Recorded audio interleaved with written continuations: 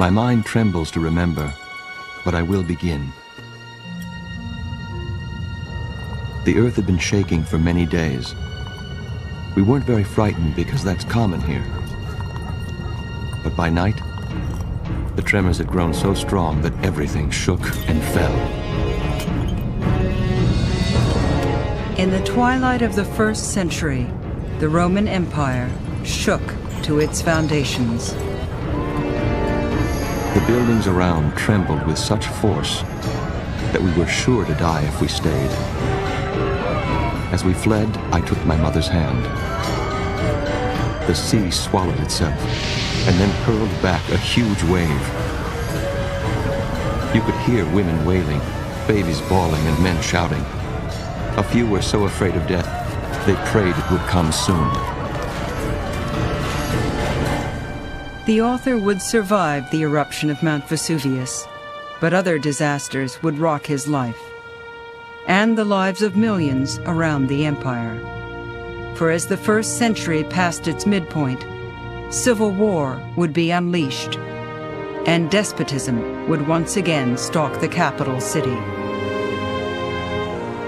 Many wondered if Rome would collapse after a century of glory, if the years of eruption would destroy the Roman Empire in the 1st century.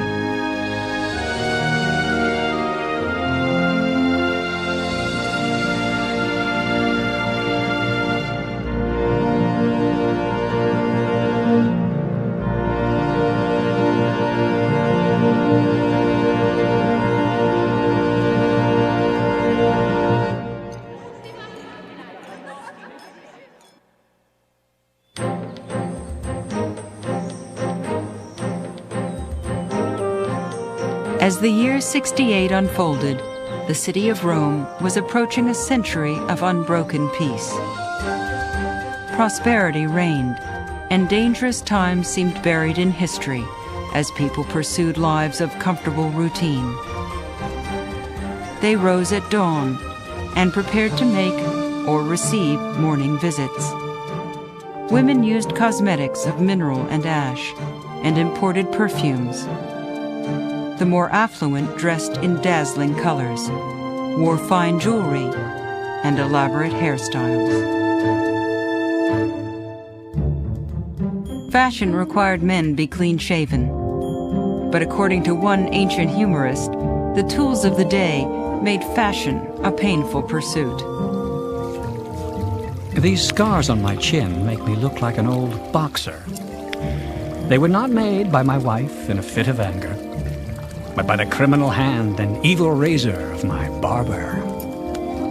The billy goat is the only animal to have the courage to wear a beard and avoid the blade. Such peaceful vanities, however, were swept aside in 68 AD, the year the Emperor Nero was overthrown. And with him, the dynasty that had ruled Rome for a century.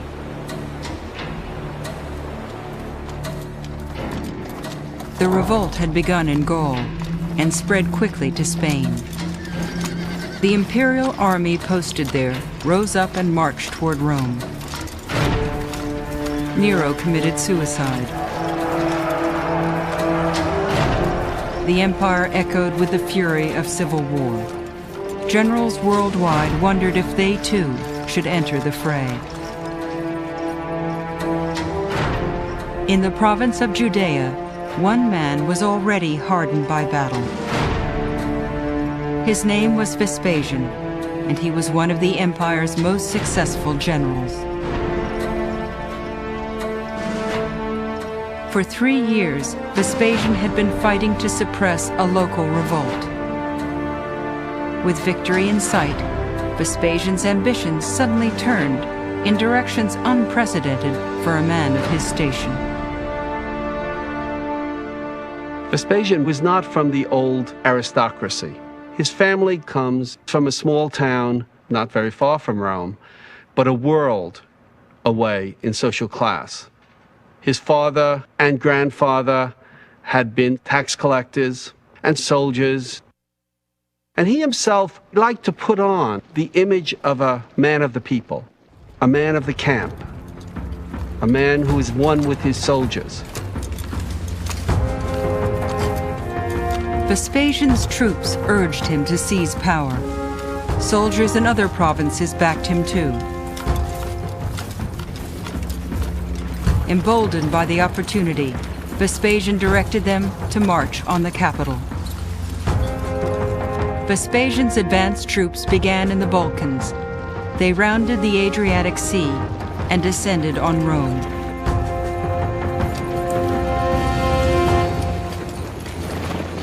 Upon reaching Italy, they found themselves face to face with the enemy. And for the first time in 100 years, the enemy were fellow Romans. The historian Cassius Dio describes the tragedy. They fought as if against foreigners and not kinsmen. Even when night fell, they would not relent. But whenever the moon broke through the shifting clouds, you could see exhausted opponents talking. While over here some battled on, over there others rested, leaning on their swords. Occasionally one would take another aside and say, "Fellow soldier, citizen, what are we doing? Why are we fighting? Defect to my side." The other would reply, "No, indeed, you come to mine." And so they spent the night alternately fighting and talking until sunrise. In the morning, Vespasian's forces gained the upper hand. They cut down their countrymen, ransacked a nearby town, and inflamed by blood and plunder, they closed on Rome. Soon the empire's capital was a battleground for competing armies, and Rome's civilians were caught in the middle. The city of Rome was under siege, and the inhabitants were fighting, or fleeing, or even joining the looting, hoping that they may be taken for invaders and save their lives. Some 50,000 were killed. Vespasian's forces won the day, and the feeble Senate ratified the result. Vespasian, a rustic man of the camp, was now emperor of Rome.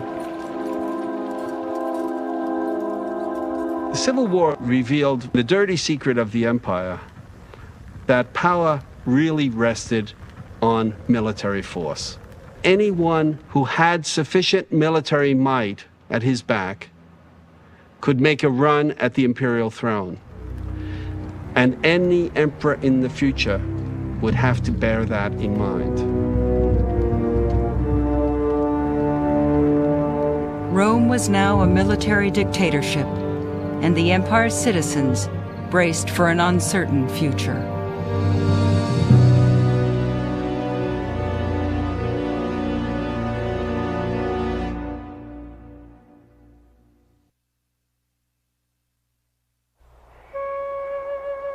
Greetings, my friend. I write to you in deepest sadness.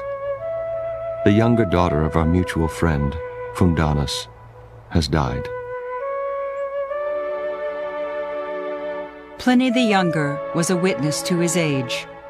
His letters, published during his lifetime, show Pliny striving to reconcile with turbulent times in his public and private life. I've never seen a girl more cheerful and friendly, more worthy of long life.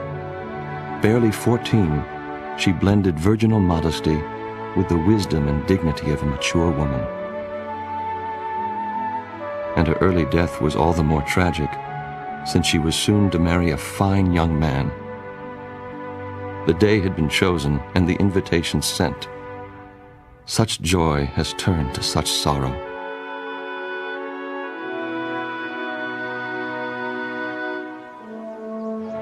Pliny was just a child during Rome's civil wars. He was born into a wealthy family from the countryside of northern Italy. Far from the capital, he was spared the immediate violence of war, but he was not spared personal tragedy. His own father died while young Pliny was still a boy. It was a life-changing blow. but it was hardly unusual. Apart from the hazards of war, many Romans died young from infectious disease, famine, and women from childbirth. Funerals and mourning were painful staples of daily life, and ancient monuments immortalize the timeless emotion of loss. Here I'm laid to rest. I lived 27 years and was married for 16. I was a faithful wife who gave birth to 6 children. Only one survives me. To my most beloved wife, who lived with me for 18 years and gave me no cause for complaint. But now I complain, and I beg you, spirits, to return my wife to me, that I may not experience such criminal separation any longer. These were laments young Pliny could easily understand, for the events of Pliny's childhood taught him early and well that life was fleeting. Fame, he concluded, was the only tonic.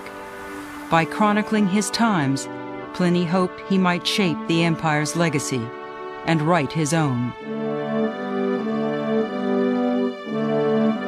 Death seems bitter and premature for those composing timeless works.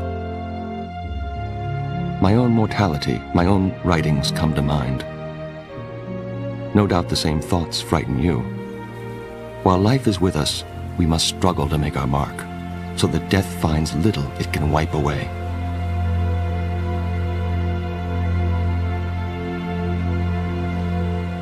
While Pliny confronted the precarious nature of first-century life, the new Emperor Vespasian was in Egypt, confronting the realities of late-century politics.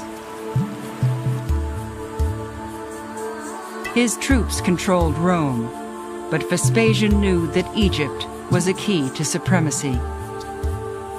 He needed to control Rome's food supply, the grain growing along the Nile. He needed to control the army stationed there. And he needed the aura of grandeur that Egyptian culture readily supplied. The unexpected and still new emperor lacked authority and majesty, but both these traits were offered to him. The biographer Suetonius recalled the new emperor's awkward first steps towards a new persona. As Vespasian held court before a large audience, 2 men approached. They begged Vespasian to cure their afflictions. They told him a dream had predicted that sight would return if Vespasian spit in the blind man's eyes, that the other would walk if Vespasian's heel touched his lame leg. The emperor was dubious and at first refused, but his friends persuaded him to try, openly, before the crowd. To Vespasian's amazement, the invalids were cured.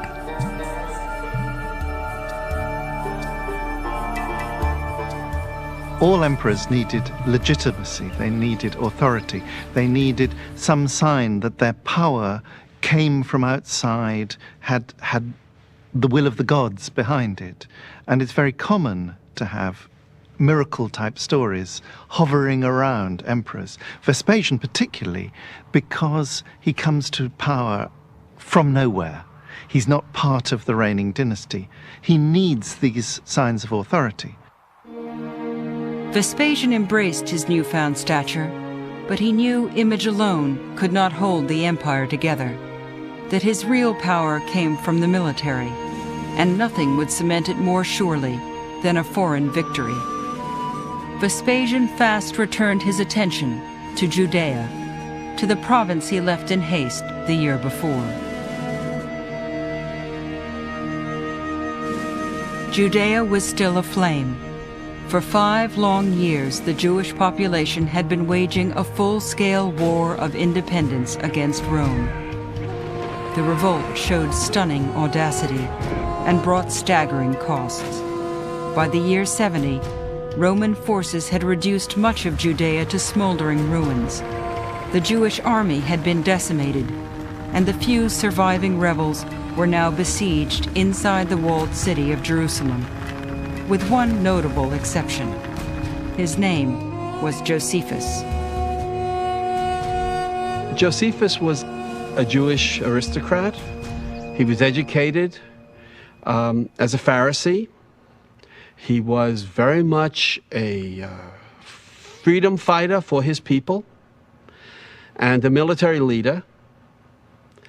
But he became convinced, or perhaps convinced himself, that God was on the Roman side in this battle, in this war.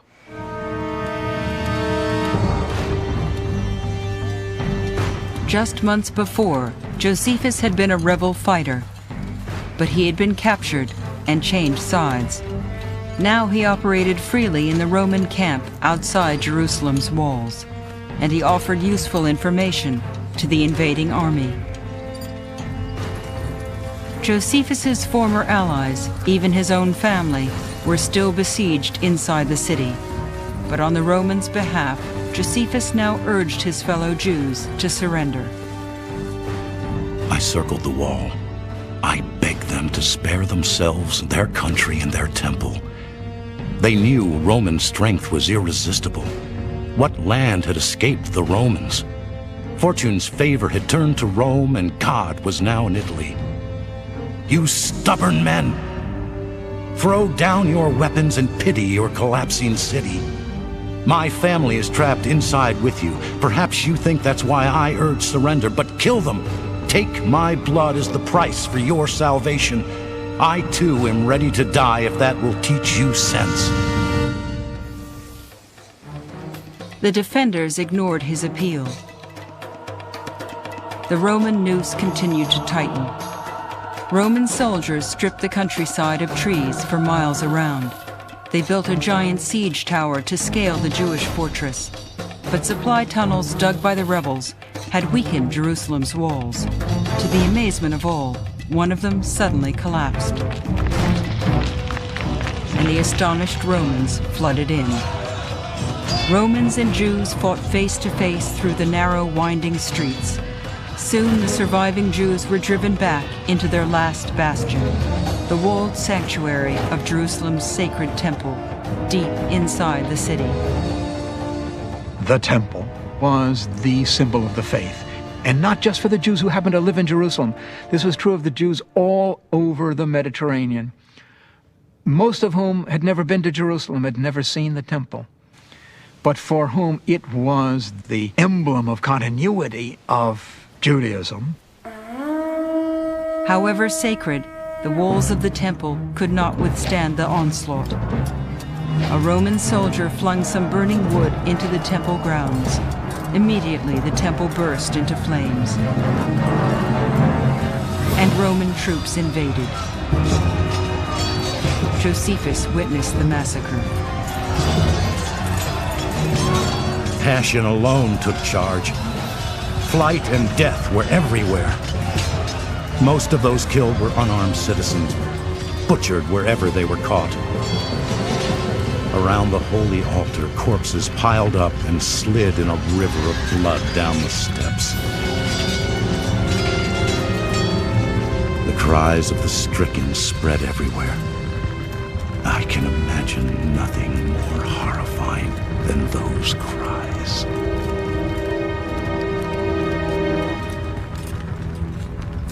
The rebellion was broken. Thousands died. But for many Jews, the fate of the temple was even more devastating than the human carnage. With no place to conduct their timeless rituals, the Jews of Jerusalem braced for the extinction of their religion. But Judaism would not die. Jews outside Jerusalem would keep their practices and memories alive. Ironically, one of them was Josephus. The rebel collaborator followed the conquering army back to Rome, even became a Roman citizen. But he did not abandon his heritage. Perhaps to ease his conscience, Josephus would dedicate his remaining life to recording the events he had witnessed. He would become one of the great chroniclers of Jewish history.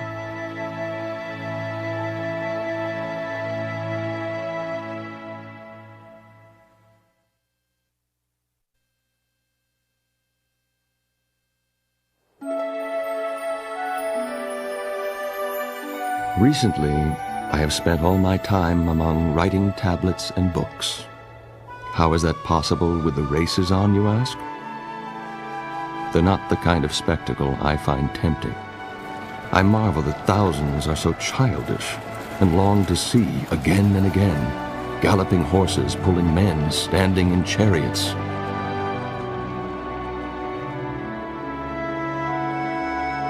While Judea burned, the empire's capital returned to the rhythms of peace, and Pliny to the rhythms of a young Roman gentleman. Pliny and his widowed mother had moved to Rome. Only the capital, his family decided, could provide the boy a suitable education. But writing later, the bookish newcomer found Rome a city of contrasts, both richly endowed and wasteful with its culture. This year has produced a great crop of poets, despite the reluctance of the public to come and listen. People say that in our parents' day, things were different. Once, the Emperor Claudius was walking on a rare break from work when he learned that a poetry reading was in progress. So great was his love of letters that unexpectedly he joined the audience. But today, even men with ample leisure neglect the arts. The lost refinement that Pliny mourned may have been more imagined than real, but Rome had changed over the course of the 1st century. Many old families had died out, and new ones, such as Pliny's own, were rising to prominence. Foreigners also enjoyed growing influence, and their cultures left a strong mark on Rome. New religions, such as the worship of Isis and Mithras, were absorbed from the East, and philosophy from Greece. The Romans were not cultural imperialists who came in and said, you've got to do just like we are doing. Quite the opposite. They gave a lot of freedom. It is not simply Rome coming in, laying things down from the top. The local cultures are being given the opportunity to make their own contributions in many different ways. Rome's willingness to embrace cultures not its own was one key to the empire's strength. But for some, it was also profoundly unsettling. Towards the end of the 1st century, a man named Juvenal wrote scathing satire, voicing the frustrations of many Romans. Few groups escaped Juvenal's poison pen. Now let me say something about that race that most appalls me. I just can't stand our city full of Greeks. For too long now, the East has dumped this scum into our beloved Tiber, carrying with them their language and habits, their flutes and ridiculous stringed instruments. What a travesty. Foreigners just blown into Rome get a better deal than I do. I, who drew my first breath in the city. With Juvenal, what you've got is a satirist who will fire at any target that moves. But in firing, he creates a consistent figure for himself. And the figure is of a good Roman, what a Roman really ought to be, in a city where everything is going wrong, where Rome has ceased to be Roman, where it's flooded with immigrants. Juvenal is the voice of the old-fashioned Roman protesting about the way the world is changing around him. Really aggravating is that woman who sits down at a dinner party and immediately starts holding forth, weighing the merits of Virgil against Homer. Words spew from her mouth, clattering like pots and pans. Lawyers and vendors and even other women dare not speak. Such matters are men's concerns.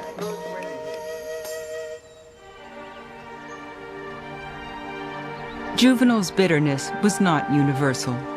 Indeed, as the century entered its final decades, most Romans were enjoying a surge of optimism, a sense that the empire was back on course. Now, with Jerusalem conquered, the capital was marking its first foreign victory in years. The former rebel Josephus was there. That day, the city of Rome celebrated the victory over her enemies, the end of civil war, and the beginning of hope for a prosperous future. In the procession, spoils of war flowed like a river of gold, silver, and ivory, fashioned into all forms. Marvelous statues of the gods were carried, huge and made with great skill. And there were creatures of many lands. But what stood out above the rest were those objects captured in the Temple of Jerusalem. Josephus well understood that this was a pivotal moment. It symbolized the revival of an empire traumatized by civil war, the mending of Rome's frayed society, and the unassailable authority of the new emperor, Vespasian. Vespasian restored the war-torn capital. He built temples, a theater, and began a massive amphitheater later called the Colosseum. But Vespasian also constructed something less tangible. He constructed a fresh image for the position of emperor. Vespasian was almost always in high spirits. His sense of humor often scurrilous and off-color. Once, his son Titus scolded the emperor for his unseemly new tax on public toilets. Vespasian held a coin up to his son's nose and asked whether the odor caused offense. And when Titus denied it, Vespasian said, "But it comes from piss." Vespasian approached the business of government with an earthy humor and common sense rarely shown by his predecessors. He was frugal, expenditures were financed by new taxes, and he was approachable. Vespasian was stocky, with strong, firm limbs and a strained expression. Once, when Vespasian invited a local wit to take a jab at him, the man replied, "I will, when you have finished unloading your bowels." The emperor roared with laughter, and the empire sighed with relief. For after decades of abuse and uncertainty, Vespasian became much more than a conquering general. He became the empire's hope for stability. Vespasian, an adventurer in politics, was able to found a new dynasty, and he held on to power for 10 years. Against the odds, one might say. He was able to restore the stability that Augustus had first introduced many decades earlier. All of Rome benefited by Vespasian's steady hand, but for young Pliny, the unconventional emperor opened the world. He was not yet a teenager when Vespasian took control, and for the next decade of his life, Rome would be an exhilarating place to live. Pliny studied with famous teachers, particularly his uncle, a man born far from the center of power, whose prodigious talents brought him to the attention of the emperor and into the inner circle of imperial advisors. Pliny's uncle was an accomplished scholar and a prolific author. He compiled a 37-volume encyclopedia on the natural world. His writings covered everything from marine life to planetary motions and provide a unique glimpse into the world-view of ancient Rome. An octopus, when he fears capture, emits a dark ink, which he has instead of blood, and is able to conceal himself in the darkened water. The whole world is divided into 3 continents: Europe, Asia, and Africa. When bees die, some think they can be brought back to life by covering them with the stomach of a newly killed cow. We are now in such a happy time of peace, the elder Pliny wrote, under an emperor who welcomes the pursuit of research and writing. Young Pliny was deeply impressed by his uncle's exhaustive curiosity and exhausting efforts. Industry and proficiency, the boy observed, paved the road to success and made his revered uncle a celebrated figure. You marvel how my uncle could have written so many volumes when he was so busy. His enthusiasm was unbelievable, and he would rise before the sun to pursue his studies by lamplight. Sometimes while working, he would nod off and wake again. Still before dawn, he would go to the Emperor Vespasian, who also worked at night, and only then start his professional duties. Vespasian rewarded Pliny's uncle with important posts in Spain, Gaul, Africa, and the boy rejoiced when the elder returned to Italy to command the Roman fleet. But in the year 79, a shadow fell across young Pliny's path. After ruling for a decade, the family patron, the Emperor Vespasian, became gravely ill. The emperor knew he was dying, but his humor remained to the end. "Oh dear," he quipped, mocking Rome's habit of deifying dead emperors, "I think I'm becoming a god." Vespasian had brought Rome through the gravest crisis of the century, civil war, and left the empire stronger and more resilient than ever. But Vespasian passed on a troubled legacy, too. "My sons will succeed me," he declared openly, "or no one will." The empire was still plagued by the scourge of hereditary rule. Vespasian had done nothing to change that.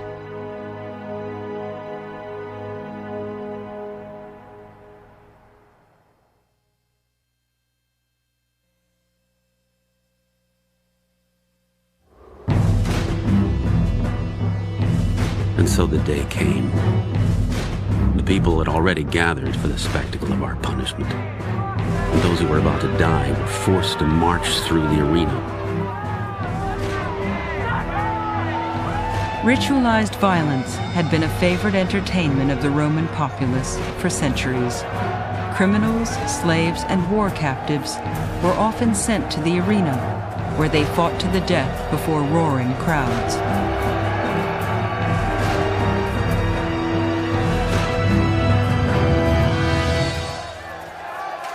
All around I could hear the instruments of death.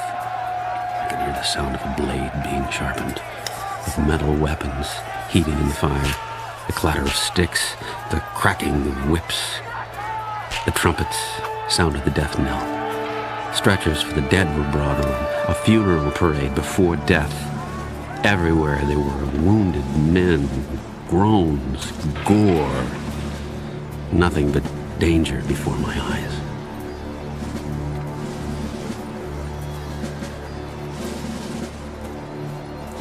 We have to recognize that the Romans actually enjoyed the spectacle of seeing people die. This is one of the fundamental characteristics of Rome.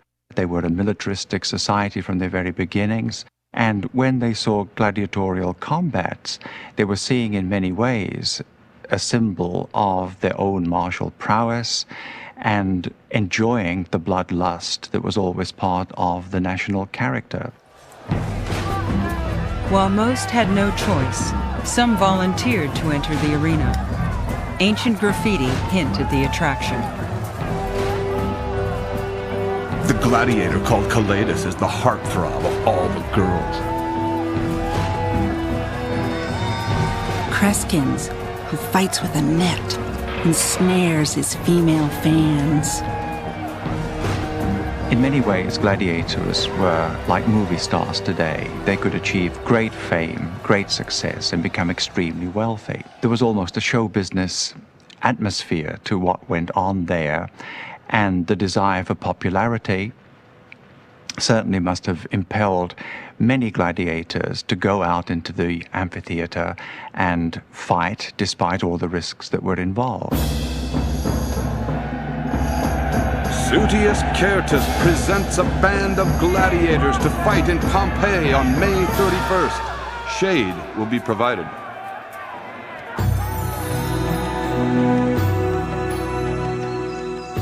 In the summer of 79, the city of Pompeii was a thriving community of some 10,000 people. Many are known to us, thanks to a twist of fate that preserved their world for 2,000 years. Like most Roman cities, Pompeii boasted a stadium, theaters, temples, public baths, and shops. On any given day, the residents of Pompeii ate, drank, and socialized in the cafes and taverns that lined the streets. Here, a decent drink costs a few coins. Twice that buys something better.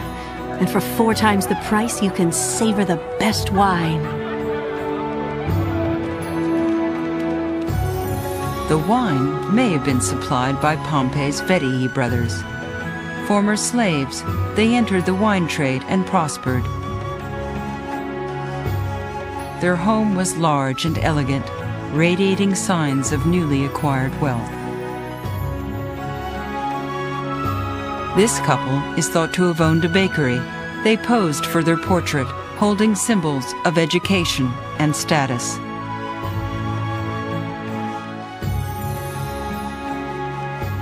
Across town lived a woman named Julia Felix, a wealthy landowner who rented real estate on the grounds of her expansive villa. On the estate of Julia Felix, the following are for rent: luxurious baths, shops, cafes, workspaces, and second-story apartments. And then there was Eumachia, a woman of wealth and authority, so esteemed for her contributions to Pompeii's civic life that a statue was erected in her honor. These people, and countless others, rich and poor, lived and flourished in the region. Ancient graffiti revealed the vitality of their everyday lives. A copper pot has vanished from this shop. Whoever returns it, the reward is yours. Pompeian graffiti are wonderful because they give a sort of unedited voice, an informal voice, when we're so used to hearing from antiquity those very formal voices of formal literature or imperial pronouncements or so on. You go into a bar and you find this little inscription about the barkeeper's daughter. Sagessus the weaver loves the handmaiden Iris, who does not care for him, but he begs her to pity him. And then written in another hand beneath, "Ha, so says the jealous rival, eat your heart out." You're bursting with jealousy. I wish you wouldn't harass the handsomer man, the one who is the most noble. I have said this to you, and now I have written, you love Iris, who doesn't care for you. Such rivalries would all be forgotten on the afternoon of August 24th. On that day, Pliny the Younger, now 17 years old, was vacationing with his mother on the Bay of Naples, across the water from Pompeii.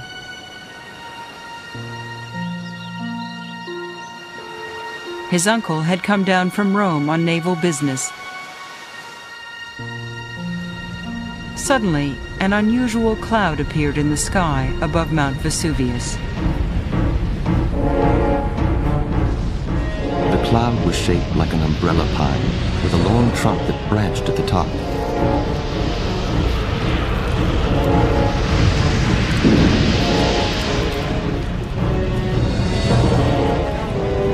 It was so remarkable, my uncle wanted to study it closer.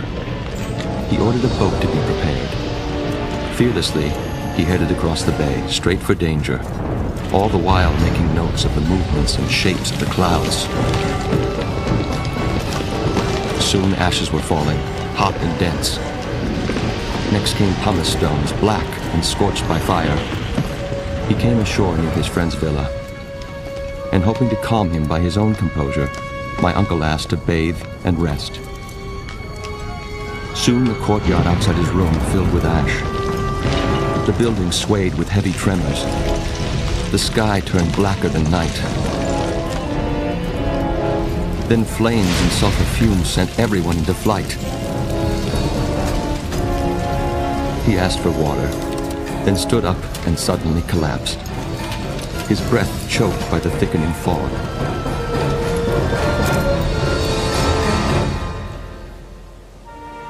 Daylight came 3 days later.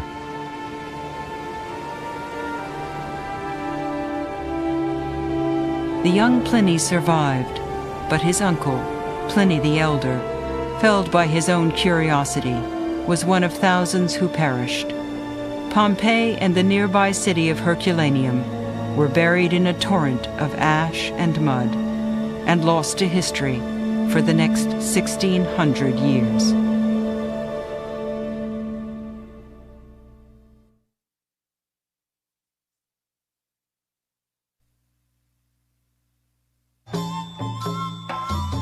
We hired a porter called Corax, who turned out to be more trouble than help. He often dropped his load, complaining about the pace and griping. "What do you think I am, a horse? I am no less free than you, even if my father left me a pauper." Not content with cursing us, he lifted his foot and filled the air with the noise and stench of his fart. The people who toiled to earn their living rarely wrote about their lives. The vibrant mass of porters, cooks, builders, and merchants was mostly illiterate. Even those who could write had little time to reflect. Instead, we hear of them through the voices of their patrons, men whose ancestral fortunes often freed them from the need to work.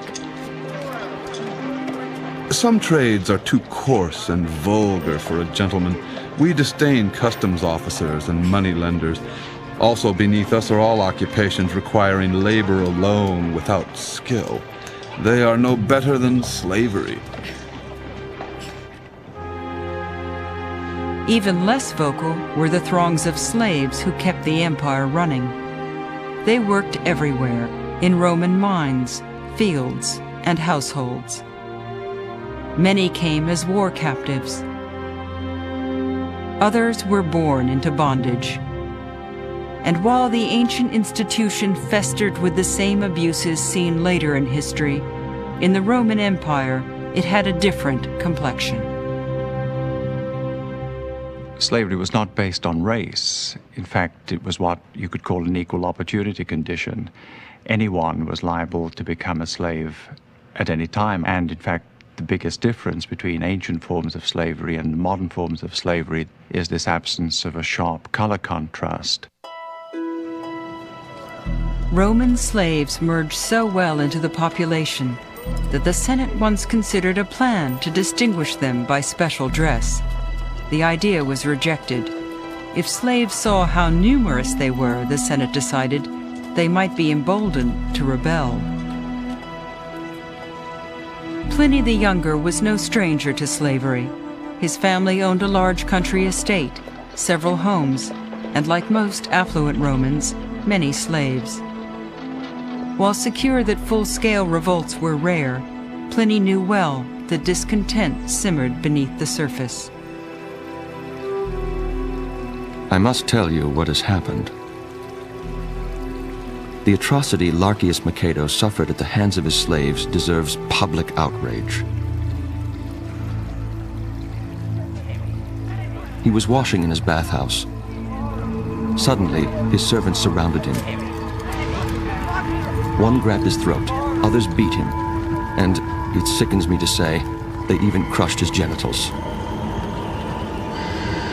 You can see what danger of violence, what outrageous contempt we live under. He was an arrogant and cruel master, but there is no security for anyone, not even those who are lenient and gentle. For slaves kill not to bring justice to their master, but from their criminal nature.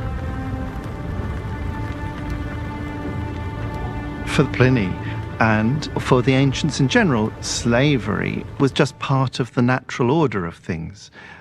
When it was rationalized, it could be rationalized quite simply in terms of the natural superiority and inferiority that's built into nature.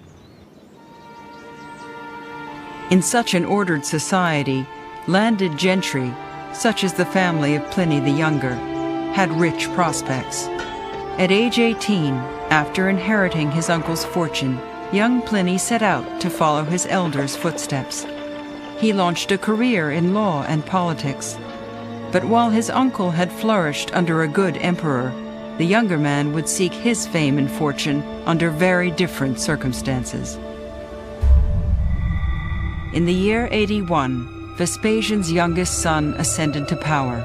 His name was Domitian, and as the biographer Suetonius recounts, he would prove to be as terrible a tyrant as any who came before. Early in his rule, he would seclude himself for hours, catching flies and sticking them with sharpened pens, so that once, when someone asked whether anyone was inside with the emperor, a palace wit cleverly replied, "Not even a fly." Domitian's savagery was unexpected. He once called a steward into his bedroom to dine. The next day, the man was crucified. Domitian indulged mercurial whims. He launched treason trials and executed or banished even his mildest critics. He terrorized the Roman elite and presented Pliny the Younger with the greatest challenge of his life: how to navigate treacherous times without compromising his values, how to maintain honor while climbing the ranks of a despotic system. Pliny admired, even befriended those who balked at Domitian's rule. But the martyr's path was not for him. Instead, Pliny staked his morality on a ground of compromise, befitting his compromised times. He was efficient and dutiful to friend and tyrant alike. Even while serving the emperor, he brokered marriages for the children of worthy exiles, promoted their careers, lent money. And through it all, Pliny's career thrived, but his success was tinged with remorse. I have avoided shame, but deserve no praise. Admittedly, when Domitian expelled his critics from Rome, I visited one, even loaned him money, though this jeopardized my own position. 7 of my friends had already been killed or exiled.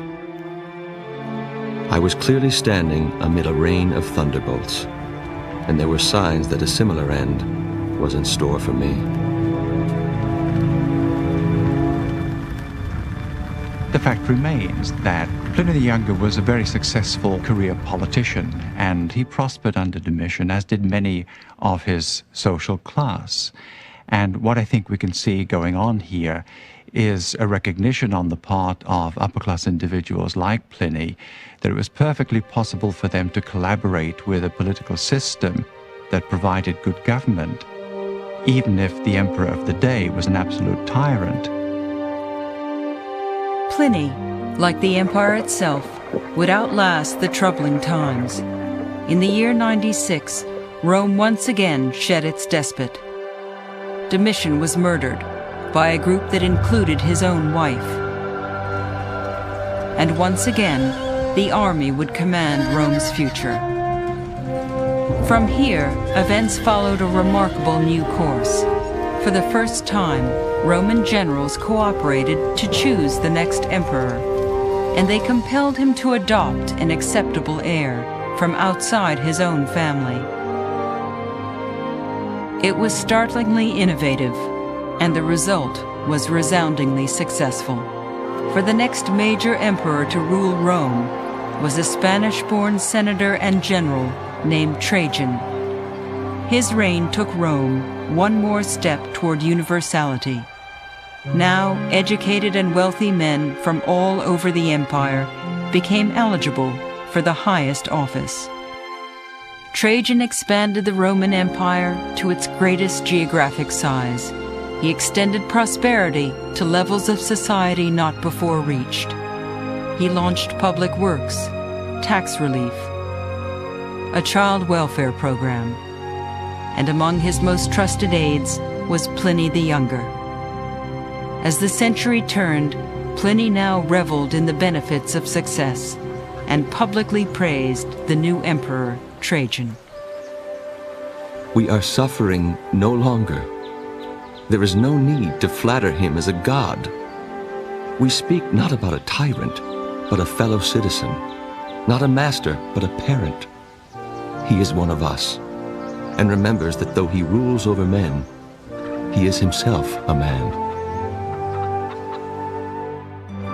Trajan would close the door on the empire's defining epic.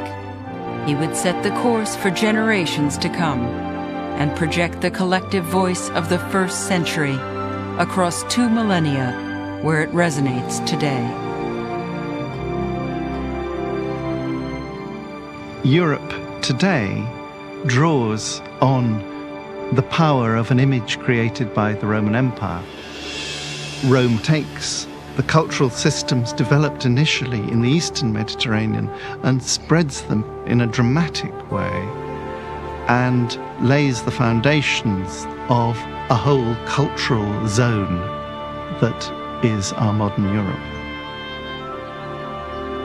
The first century provided us with a powerful model for a global society consisting of people from different ethnicities and different cultures who were able to unite on certain fronts and remain distinct and separate in others.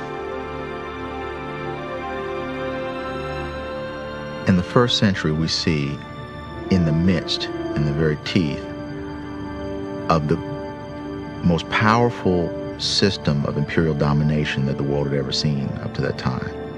See, right in the midst of that, the fluorescence of a notion of human freedom that grows up like a lotus out of the mud pond of Roman domination. All around us, how much things have changed. My work brought me success, then danger, then success again. Towards the end of his life, Pliny the Younger prepared to enter history as a spokesperson for his age. Few had basked longer in the might and majesty of imperial Rome. Few knew better its darker side. But Pliny's perspective was long, and like those who came before, he trusted that his better side would endure. Whether posterity will remember us, I do not know. But we certainly deserve distinction. Not for our genius, for this would sound arrogant, but for our dedication, labor, and concern for the future. We will continue on the road that we have taken, which, while it carries few into the full light of fame, leads many from the shadows of oblivion. The Roman Empire would survive for centuries to come. But the men and women of the first century left a legacy for the ages, deserving forever the full light of fame.